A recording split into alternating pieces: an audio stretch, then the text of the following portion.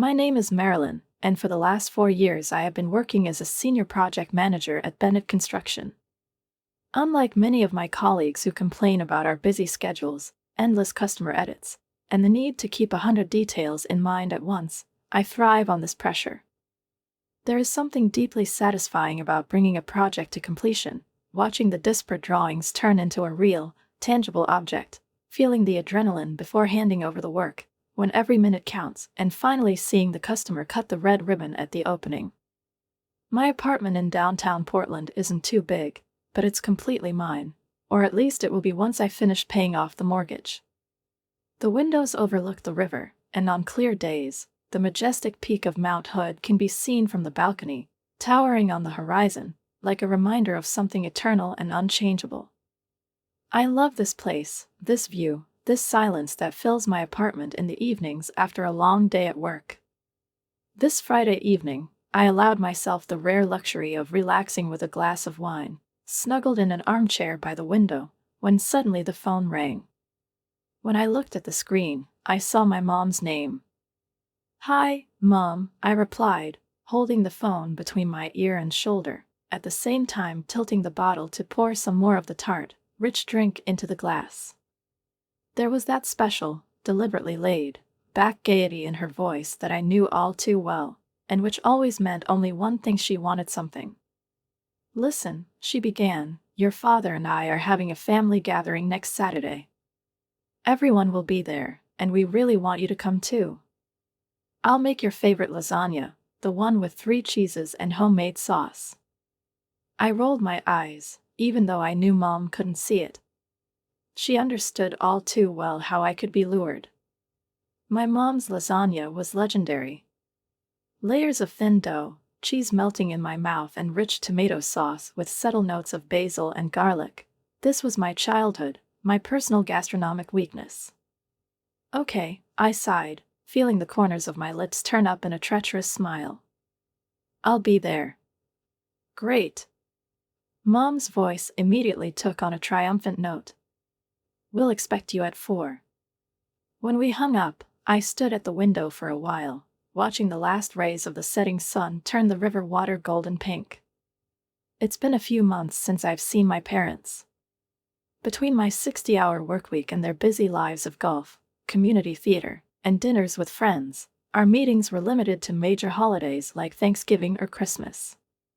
It will be interesting to see Tyler and Tiffany. The twins were 12 years younger than me, and if as a child it seemed to me that there was a gap between us, then over the years the difference only increased. When I was 24, and I was balancing between studying and my first serious job, they were still sitting at school desks, spoiled by the attention of their parents and littered with the most fashionable gadgets. Our parents' approach to parenting has changed dramatically over time. I was taught to be responsible, frugal, and independent. By the age of 12, I was already washing my own clothes, and at 14 I officially became the twins' babysitter when my parents went out for dinners or theater productions. But Tyler and Tiffany grew up in an atmosphere of much less inhibition and much more indulgence. When I moved in at 18, they were still being put to bed on schedule. And now, when they were 24, they both lived in apartments that their parents helped pay for while they were looking for themselves. Tyler changed his major 3 times in college before finally settling on communications, and Tiffany recently quit her job as a barista, saying her boss was completely toxic and was now just enjoying life while waiting for a suitable job. The following Saturday, at exactly 4 o'clock in the evening, I turned onto a familiar street and drove up to my parents' house. The house looked the same as I remembered it: manicured flower beds, a perfectly manicured lawn, a bright stained glass door casting colored highlights into the hallway. Tiffany's bright blue Kia and Tyler's motorcycle were already parked in the driveway. Great. I was the last to arrive, which meant only one thing: they were probably already discussing me.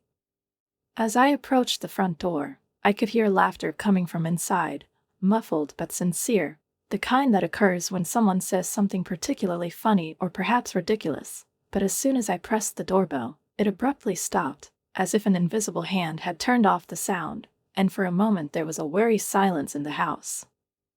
I took a deep breath, squared my shoulders and prepared to meet my family, trying to convince myself that this was just a coincidence, that I shouldn't look for hidden meaning in their sudden silence, but some sixth sense told me that this evening would be far from as ordinary as I would like. The door opened, and my mother appeared in front of me, wearing her usual linen apron with a floral pattern, smiling slightly tightly, as if she was sincerely glad to see me, but at the same time something inside her was tense, like a taut string. "Marilyn, come in," she said, quickly pulling me into a short but warm embrace, which exuded a homely atmosphere, the smell of garlic, spicy sauce, and light notes of her favorite perfume, familiar to me since childhood. I entered the house, kicked off my shoes at the threshold with a practiced movement and looked around. The twins were sitting on the sofa in the living room, their heads tilted towards each other in a conspiratorial manner, as in childhood, when they came up with another adventure, but as soon as I appeared, they simultaneously raised their eyes and looked at me with the same expression of deliberate nonchalance. "Hi, Jazzy," Tiffany spoke first, lazily twirling a strand of blonde hair around her finger and squinting slightly. "Nice suit from work." She deliberately looked me up and down, as if assessing how much I stood out from this environment with my strict, perfectly pressed jacket and dark trousers, which really looked like I had just left the office. "It's Saturday, you know," she added, clearly implying that I was too busy with work again to even change before the family dinner. I didn't correct her. "Hi, Tiffany Tyler," I nodded to my brother, who answered me only with a short, hesitant wave of his hand, without even getting up from the couch. I went into the dining room, where I could hear the clink of china, and saw my mother setting out the family service on the table, the one we only took out on special occasions, Thanksgiving or Christmas. I slowed my pace, staring intently at the picture in front of me, and a vague uneasiness tightened in my chest. "Wow, are you getting the best porcelain?" I remarked, trying to make my voice sound casual, but I couldn't get rid of the feeling of strange anxiety. "What kind of family gathering are we planning?" Mom and Dad exchanged glances, quickly, almost imperceptibly, but this fleeting exchange of glances was enough for me to understand that something was going on. Before I could ask what was the matter, the twins entered the dining room and took their usual seats across from me, as if it were just an ordinary dinner, but there was an invisible tension in the air, like a thin glass partition about to crack. Throughout dinner, the conversation remained painfully shallow. Mom told me about her garden club, where they are now growing some new varieties of roses. Dad mentioned the golf club, which he considers as a new place for his regular games. The twins were vying to share gossip about friends I didn't even know, and about some parties I didn't care about at all. But no one even casually asked about my life, my work, or anything that really concerned me, and even though I wasn't used to special attention from my family, it was still strange, even insulting. I tried to distract myself with lasagna, and, as always, it was perfect, the same as when I was a child: rich tomato sauce, spicy herbs, stretching melted cheese, everything I loved. But even so, I couldn't really enjoy dinner because I felt like there was something in the air, something important that they didn't want to tell me about. When Mom brought dessert, homemade tiramisu, another of my favorite dishes, I already knew that they had chosen two of my favorite treats for a reason. I put down my fork, straightened up, and looked at my parents. "Good." His voice was flat, but there was steel in it. Mom pressed her lips together tensely, and Dad slowly put down the napkin and cleared his throat. "Marilyn," he began carefully, "you know, my mom and I are getting older, and we need to think about the future." I didn't say anything, just waited. We decided to finalize our will and wanted to talk about it in person. "Okay," I drawled, still not understanding what they were leading to. Dad looked at Mom, as if expecting her to support him, but she just nodded softly, and he continued. "We have decided that Tyler and Tiffany will get the house and cottage by the lake." There was silence in the room. I stared at my father, waiting for him to continue, but he didn't come. I asked, even though I already guessed what the answer would be. That's all, Mom said, sounding strangely defensive. I felt something constrict in me, but I still asked the question that was spinning in my head. So, nothing? Mom frowned, and Dad rubbed the bridge of his nose tiredly. You have to understand, dear, Mom said softly but firmly, you're doing so well financially, and the twins are still looking for themselves. They need security more than you do. At that moment, something inside me snapped.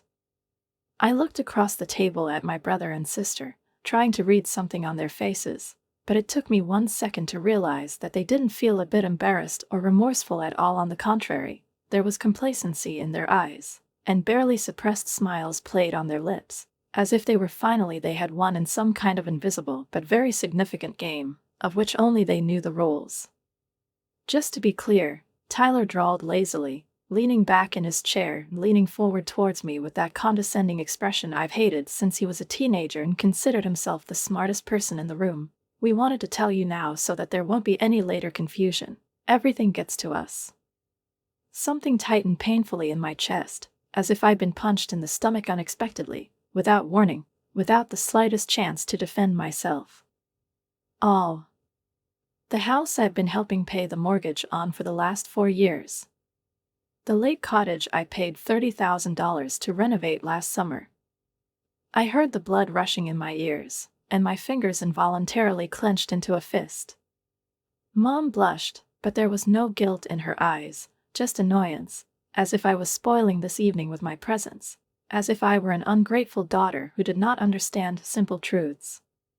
It doesn't matter, Marilyn, she said in that soft but icy voice she always used when she was trying to put me in my place. Family helps family, you know. I slowly raised my eyes to her and forced myself to say, yes, the family helps the family. I paused, watching as her lips tightened into a thin line, and my father looked away, as if he had suddenly found something incredibly interesting in his napkin. For example, when I paid for their college tuition. Or when I sent you $600 a month for household expenses. There was a heavy pause. They didn't even try to deny it. They just turned away, unable to meet my gaze. I felt my throat constrict and pain bubbling up inside me, not from anger, no, from something much more destructive. Oh, stop being so arrogant, Tiffany suddenly snorted, rolling her eyes and crossing her arms over her chest. You've always been jealous of us because Mom and Dad love us more. I froze. Excuse me? It's true, Tyler added calmly, shrugging his shoulders. You always resented us because you had to babysit the kids while we were having fun.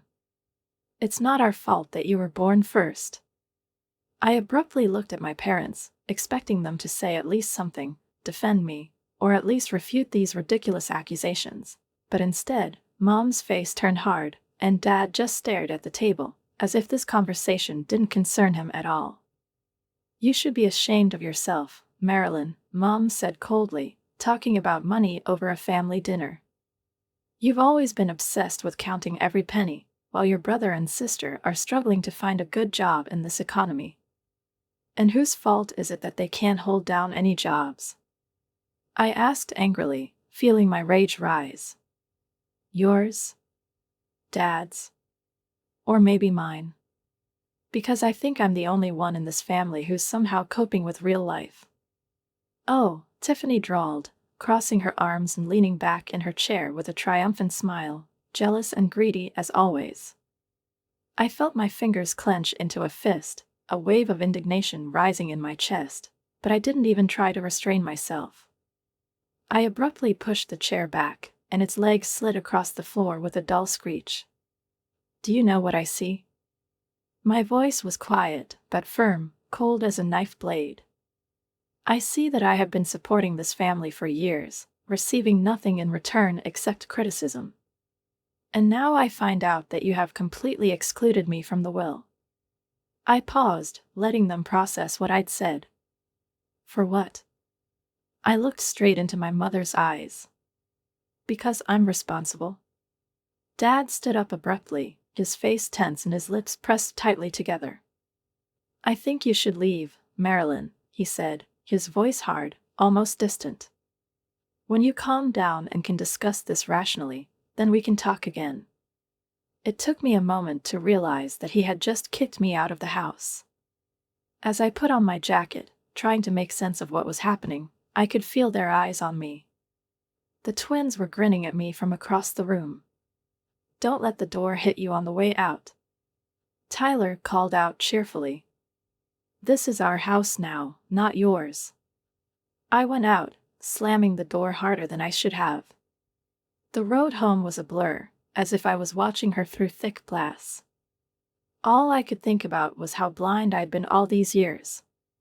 My hands gripped the steering wheel so tightly that my knuckles turned white, but I barely noticed the road in front of me. By some miracle, I got to my apartment without incident. "You're such an idiot, Marilyn," I muttered to myself as I kicked off my shoes in the hallway. Such a complete and utter fool. I went straight to the wine counter and grabbed a bottle of Cabernet, not the cheap wine I usually use for cooking, but the expensive one I was saving for a special occasion. Well, finding out that your family uses you as an ATM seemed pretty special to me. When I poured myself a generous glass and took the first sip, the warm wine burned my throat, and along with this familiar tart taste, memories came flooding back to me, a series of episodes from the past that I had tried for years not to notice, attributing to circumstances, to duty to my family, to my own responsibility, which, as it turned out, I possessed only I'm alone. I remembered how 3 years ago Tyler crashed his first car into someone's fence after a party, and how I didn't even think twice about giving him $5,000 for the down payment on a new one because he needed reliable transportation to go to college, and how he smiled he accepted the money without even thinking about offering to return it. I remembered how Tiffany suddenly decided last year that she wanted to become a yoga instructor because, according to her, working in a coffee shop kills her soul, and how I paid $2,500 for her certification program because my mother said it was an investment in her future. But 3 months after finishing the course, Tiffany lost interest in her new hobby and stopped practicing, without getting a job at any of the sports centers that she allegedly considered. I remembered the cottage by the lake that my parents bought when I was just starting to build my career, and which they always called family, but the renovation after the pipe burst and the water flooded the floor, for some reason, turned out to be my concern. I invested $30,000 in it, because I had to do it, but my parents didn't have that much money, and Tyler and Tiffany didn't even offer to help. The irony was that I had only been there twice since then, because there was always someone who occupied it before me, who apparently had more rights to it than I did. But the biggest and most constant expense was, of course, the monthly payments for the house, where my parents and the twins were currently sitting discussing how best to dispose of the family property. 4 years ago, they decided to move from their old house to a new one, which they literally fell in love with, but faced a problem. Their pension payments were not enough to cover the mortgage and related expenses. At first, they took the mortgage on themselves, but as soon as I got a promotion, they asked me to help, not as a favor, no, but as a contribution to the family, because this is also your house. And so for 4 years in a row, every month, I sent $1,800 to pay off their mortgage, plus $600 monthly for utilities and taxes. $2,400 per month. I repeated this figure out loud, as if trying to grasp the scale of what was happening. Then I opened the calculator on my phone, typed in the amount and multiplied it by the number of months. $115,000. That was the amount I gave them. And after all that, they told me that I wouldn't get anything because I was fine. I raised my glass and took a long, deep sip, feeling the wine spread through my body with warmth and bitterness, but it didn't bring a drop of relief. To tell the truth, the inheritance was never important to me. I did not seek to get this house or cottage, but the way it was said, how they disdainfully dismissed everything I had done for them, as if my contributions meant nothing, as if I myself meant nothing, it hurt, for real. And using my favorite food as a bribe, this dinner, carefully prepared to soften me before the blow, this manipulation, it was all disgusting. I unlocked my phone, opened the banking app, and stared at the scheduled transfers. $1,800 for mom and dad for the mortgage, scheduled for the 15th. $600 is for utility bills scheduled for the first of each month. I took a deep breath, swiped my finger across the screen, and pressed cancel. Then she turned off her phone, finished her wine, and went to bed. I woke up the next morning easier than I had in years. For the first time, I didn't have to think about how to allocate another amount to pay someone else's bills. I could start saving for my own future. The next 2 weeks passed in complete silence. I immersed myself in work, stayed late at the office, brought projects home, worked on weekends, and the phone remained silent all the time. Not a single call. Not a single message. It's like I never existed. It's like I disappeared from their lives exactly the moment I stopped paying for them. Exactly 14 days after that dinner, I heard my phone vibrate. A message from Mom. "Marilyn, don't forget, we have to pay the mortgage today, and we need money for the household by Friday. The electricity bill has gone up this month." I stared at the screen, unable to believe what I was reading. Seriously? After all that had happened, was she still expecting money? As if cutting me out of the well and humiliating me in front of the whole family was a common thing, which does not negate their right to demand money from me. Anger flared up instantly. I picked up the phone and quickly dialed the answer. "I won't be paying my mortgage or bills anymore. I am not going to financially support a house in which, as you have made it clear, I have nothing to do. Please take other measures." I clicked send.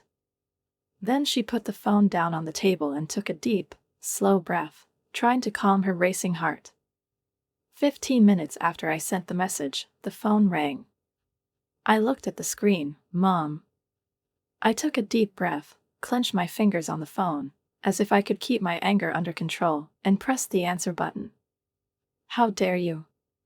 Her voice squealed into the receiver, skipping any greetings, any attempts to maintain at least the semblance of a normal conversation. "You can't just stop paying without warning. What should we do now?" I closed my eyes, counting to 3, before answering, trying to keep my voice steady. "Hi to you too, Mom. Don't you dare talk to me like that." She almost hissed, and I literally felt her grip on the phone. How icy her face must be right now. "You can't do this to us. We're your parents. You have obligations." "Actually, no." I interrupted her before she could finish. "I helped you voluntarily because I thought we were a family that supported each other. But after I found out that you and Dad decided to leave everything to Tyler and Tiffany, I realized that I was wrong. It's all because of the will." She snorted. "I knew it. You're just greedy and jealous. Your father and I raised you better than this." "No, Mom." I tightened my fingers on the phone even more. "It's not because of the will. It's out of respect." I paused, waiting for at least some reaction, but there was silence on the phone, tense, expectant, angry. "I spent years helping you financially." I could feel a lump rising in my throat, but I wasn't going to let myself cry. And in return, I was cut out of my will and insulted at dinner. I won't be a family piggy bank anymore. I hung up before she could answer, and froze, feeling my hands tremble with tension. Almost immediately, the phone rang again. Mom again. I ignored the call. "Dad will be here in a minute." Then Tiffany. Then there's Tyler. I let go of the phone, letting all the calls go to voicemail, not wanting to hear their voices, not wanting to justify myself, not wanting to listen to their demands. The messages started coming one after another. Some are pleading. "Please, Marilyn. We can't live without you, you know." Others are furious, angry, full of accusations. "You selfish bastard. Tyler. We're going to lose our house because of you. Dad. I hope you're happy with yourself. Mom." I closed my eyes, feeling a heaviness rise inside me that hadn't been there before. After 2 days of this hell, I blocked all their numbers. I needed peace. But a week later, the phone started ringing again. This time it's from relatives. Aunt Linda first. Then cousin Steve. Even my dad's brother, who lives in Arizona and whom I haven't spoken to in years. Obviously, Mom didn't waste any time. Your mom says you're trying to make them homeless. Aunt Linda's voice was both harsh and worried when I finally answered one of the many calls. What's going on, honey? I took a deep breath, trying not to scream, and began to explain. About the will. About dinner. About the fact that I've been paying off their mortgage for 4 years. That can't be true. Aunt Linda's voice trembled, and there was genuine bewilderment in it. Your mom told everyone that you just helped them with the down payment. I laughed, but there was no humor in it. I've been paying all the mortgage payments since they bought the house.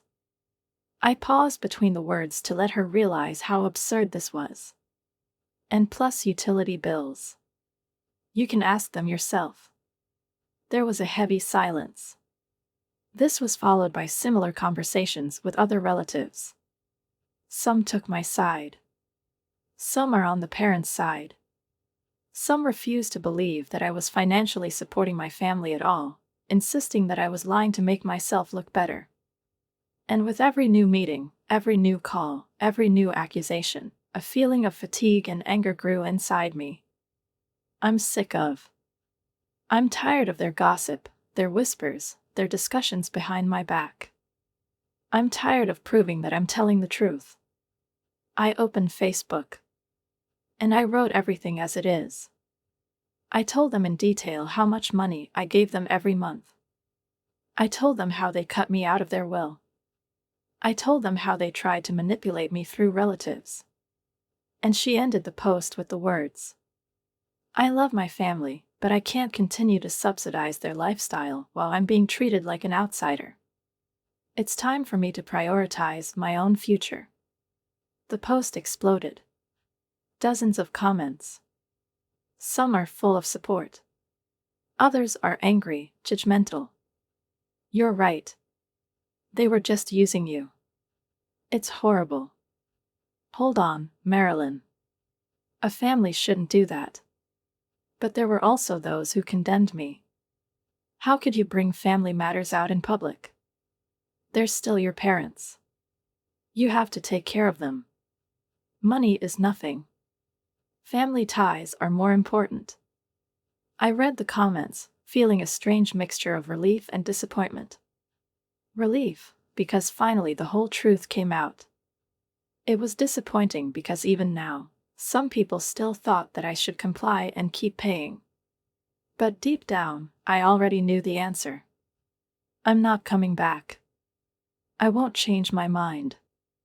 A month passed without any contact with my family. And despite the fact that somewhere in the back of my mind I was expecting another act of blackmail, manipulation, or accusations, nothing happened. The phone remained quiet. No one tried to get to me through friends or colleagues, and social networks, where it had recently flared up.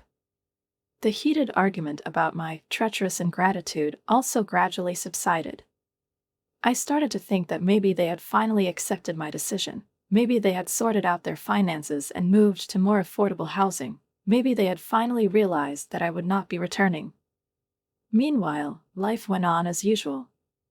The job was as busy as usual, but now I didn't feel the fatigue I used to feel when every month I had to give a significant portion of my salary not to my dreams, but to the comforts of other people who didn't even appreciate my efforts. I finally allowed myself some financial freedom. I even made a deposit for a trip to Italy, which I had been dreaming about for years, but which I always didn't have enough money for, because I always had other, more important obligations. But peace never lasts long in my family. It was a typical Tuesday when my boss called me into his office and assigned me a new assignment, to oversee a project in Sacramento. The company had just completed the construction of a medical office, and they needed a person to conduct a final inspection, fix minor defects, and prepare customers for the start of operation.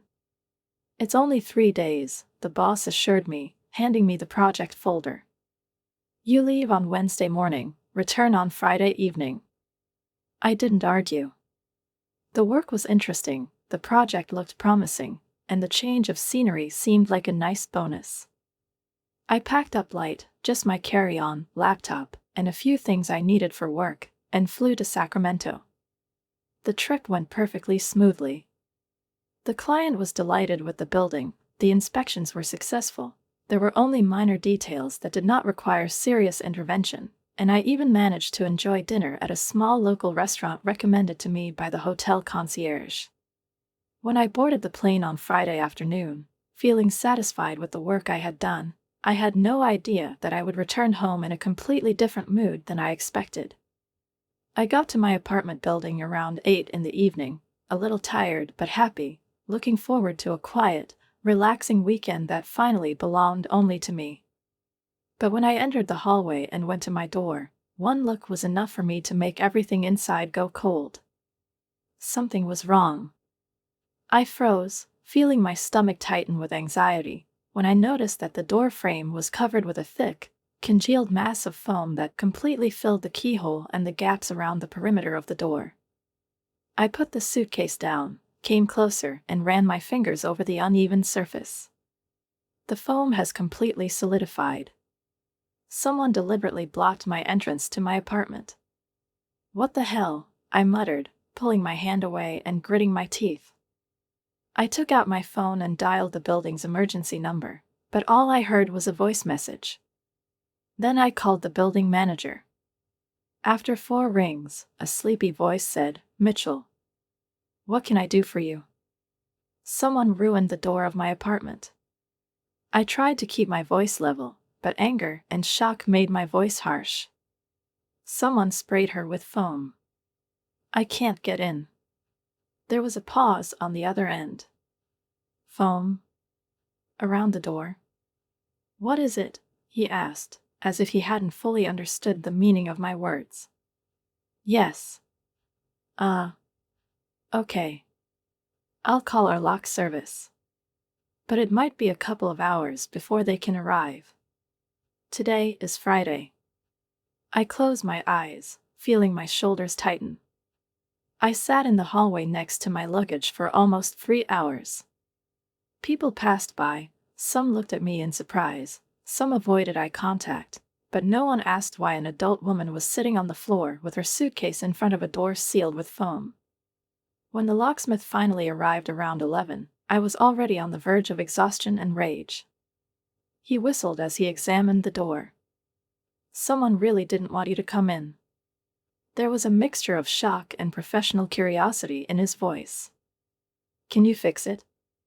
I wasn't going to discuss the origin of the problem, I just needed to get inside.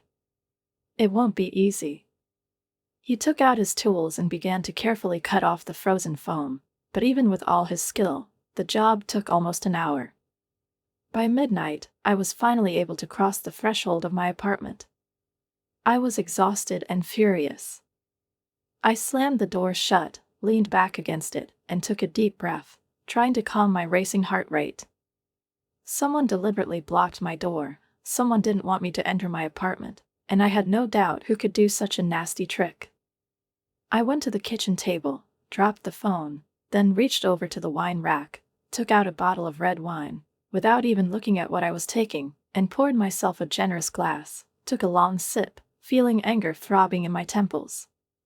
I put down my glass, grabbed my phone, and opened the blocked numbers. I've unblocked Tyler's number. Message. You've crossed the line. I'll find out who did it. And if it was you, believe me, you won't like the consequences. I hit send, turned off my phone, and threw my head back, feeling anger turn into cold, focused determination. This war was just beginning. Once inside my apartment, I immediately went to my laptop, barely noticing how my hands were shaking with rage and tension, because no matter how hard I tried to stay calm, I already knew who was behind this vandalism. 6 months ago, when a package was stolen from my doorstep, I installed a surveillance camera in the hallway, pointing it directly at my front door, and now, sitting in front of the screen, I opened the archive of recordings with grim satisfaction, knowing full well that I was about to see irrefutable evidence. I rewound the recording to the desired time interval and clicked play. At first, nothing happened, just an empty hallway, steady lamplight, neighbors' doors, silence. But then, on Thursday, around 2 o'clock in the afternoon, a familiar figure appeared on the screen. Tyler. My brother. He was wearing a baseball cap pulled down over his eyes and a hood pulled over his head, but I would have recognized his gait anywhere. Casual, confident, slightly loose, like a man who wasn't used to hiding, but this time he was still trying to be careful. He looked around, then took out a spray can from his backpack and began methodically spraying foam around the door frame. He worked carefully, trying to fill in every inch of the lock and the seam where the door joined the frame, and when he was done, he stepped back, as if assessing his work, and then hurriedly left. I watched the recording 3 times, and with each viewing, the anger inside me grew like a hot metal. It wasn't just a petty revenge. It was a deliberate vandalism, the damage from which was estimated at thousands of dollars, because replacing the door frame and repairing the entrance area would have been very expensive. The next morning, without hesitation, I took the video to the local police station and filed an official complaint against Tyler. The officer receiving the statement listened to me attentively, nodding periodically, and then, when I finished, asked, "Do you have any idea why he did it?" I chuckled briefly, but without a trace of humor. "Financial disputes."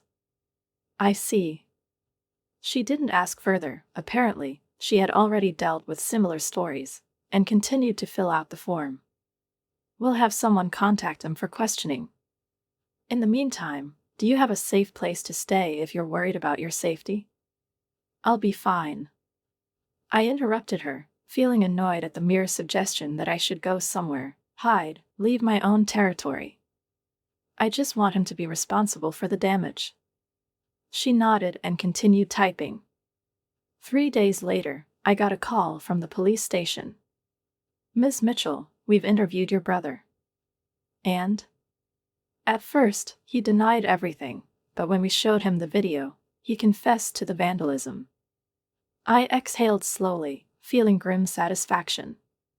"Good." My voice was cold and impassive. "What is happening now?"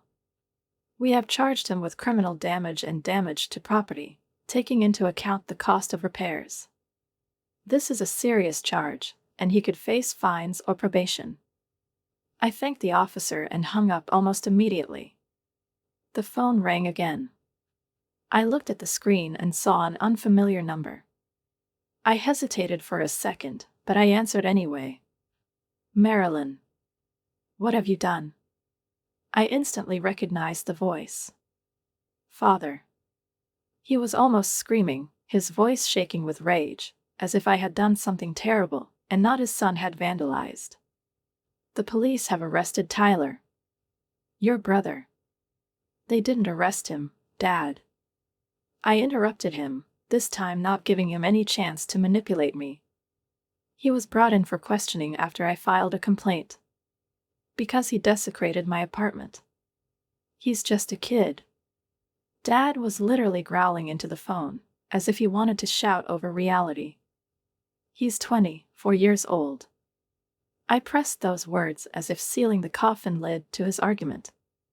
"And his mistake will cost me more than $3,000. The building manager said they had to replace the entire door and door frame. There was a tense silence on the other end of the line. When my father finally spoke, his voice was quieter, but no less angry. "Is that what you do with your family? Are you calling the police?" I took a break, took a slow breath, and answered calmly. "A family does not desecrate each other's homes." There was a new pause. Then his father's voice changed, and now there was not only anger in it, but also something else. "What do we need to do to make it stop?" I felt an icy smile slip across my lips. $3,000. What? Pay the repair cost. My voice was flat, emotionless, and hard. Immediately. Then I will withdraw the complaint. This is extortion. These are the consequences. He stopped talking, and I knew he hated every word I'd just said, because for the first time in my life, I'd made them responsible. Tyler destroyed my property. I didn't raise my voice, but there was steel in the words. Now he needs to pay for it. Or he may be dealing with the legal system. It's his choice. I heard his heavy breathing. And then he hung up. Without additional words. No charges. No apologies. Just silence. The next day, my mother called. Unlike my father, who was screaming with rage, her voice was cold, hard, distant, the tone of a man who had already made up his mind, and I could almost feel the icy expression on her face as she held the phone. I never thought you'd stoop so low, Marilyn. I didn't answer right away, just waited, because I already knew that what would follow would be a monologue, not a dialogue. Use the police to take revenge on your own family? She continued. How could you? I closed my eyes and forced myself to take a deep breath so as not to say something I would regret later. It's not revenge, Mom. I purposely spoke slowly and clearly so that she wouldn't miss a single word. This is holding Tyler accountable for his actions. He was upset. We were all upset. Because of you. Because of me? I raised an eyebrow, but I didn't give her a chance to elaborate, because I knew where she was going. We have to struggle to make ends meet. Her voice cracked, and I almost thought she was going to cry, but I knew better. After relying on your help for so long, a mortgage company threatening to confiscate property. I held back the sarcastic reply that was on the tip of my tongue, because deep down I knew that she was really scared. But it wasn't my fear. I'm sorry you're having financial difficulties. I said it without malice, without mockery, just as a fact. But that doesn't give Tyler the right to destroy my house. She was silent for a moment. And then, in a voice that showed strained restraint, she asked, If we pay, will you drop the charges? Yes. Good. Her voice was short, jerky, almost businesslike. We will send you the money. But don't expect anything else from us. I almost laughed at the irony of this situation. 2 days ago, they accused me of betraying my family, and now they were haggling with me as if I were a stranger, as if I were a creditor and not their daughter. But, to be honest, I didn't expect anything from them anymore. 2 days later, I received a bank transfer. Exactly $3,000. Without a signature. No comments. Without trying to fix the relationship. I contacted the police and said I didn't want to press charges. The officer I was talking to seemed disappointed. Are you sure? Yes. I understand that family situations can be difficult. I grinned, but there was no humor in it. You have no idea. With this money, I was able to properly repair the door. The building manager was sympathetic to the situation, but advised me to install additional security measures. I updated the video surveillance system, added a second lock, and then, for the first time in a long time, I allowed myself to relax. It's been 6 months since I last spoke with my family. I didn't hear anything directly from them, but judging by conversations with Aunt Linda, who still called me every few weeks, things weren't going well for my parents. They're struggling terribly with the mortgage, Marilyn, she said in one of our last conversations, and I felt a note of sympathy slip into her voice, but I didn't care. They have exhausted most of their retirement savings trying to keep up with payments. Mom got a job as a waitress at a diner near their house. My father now works at a hardware store 6 days a week. But the most telling thing was that Tyler and Tiffany didn't help at all.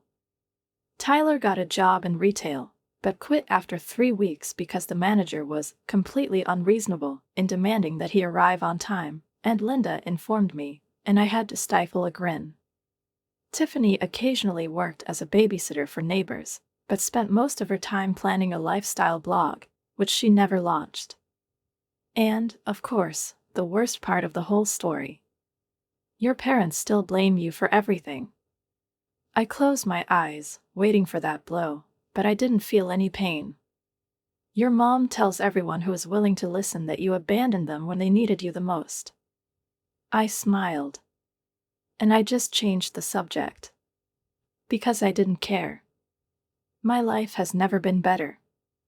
Last month, I was promoted to senior director with a substantial salary increase. I went to Italy, a country I've been dreaming about for years, and planned another vacation to Japan in the spring. Now I have a full-fledged home office in my apartment, where I can work in peace without feeling tied to something that destroys me. I made new friends in the tour group. I've been dating an interesting man for the last 2 months. For the first time in my adult life. My money is my own. My time is my own. My future is my own.